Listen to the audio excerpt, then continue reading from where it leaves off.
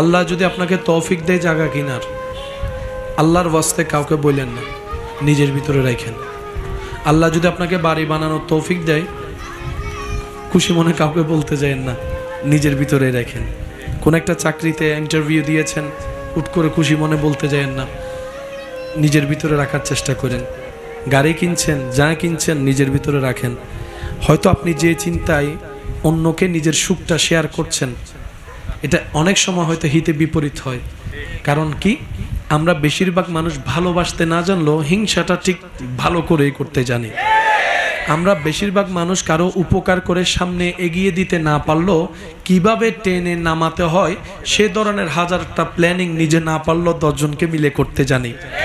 আপনি আমি কারো মুখে হাসি ফুটাতে না জানলেও কোন একটা শব্দ, কঠিন বাক্য দিয়ে কার চেহারার হাসি, মুখ থেকে হাসি কেড়ে নেওয়া যায়, এই বিষয়টা আমরা কম বেশি ভালো করে জানি। কেন বলছি এই কথাটা? শুনতে একটু অড লাগলো, কিন্তু জিনিসটা বাস্তব। কারণ বদনজর বলো একটা শব্দ আছে, আর মানুষের কাছের প্রিয় মানুষের বদনজরটা একটু বেশিই লাগে, নজরটা একটু বেশিই লাগে। আর এই নজর ব্যাপারে নবী রহমতুল্লাহ আলামিন হাদিসে পাকে কিন্তু সাবধান করে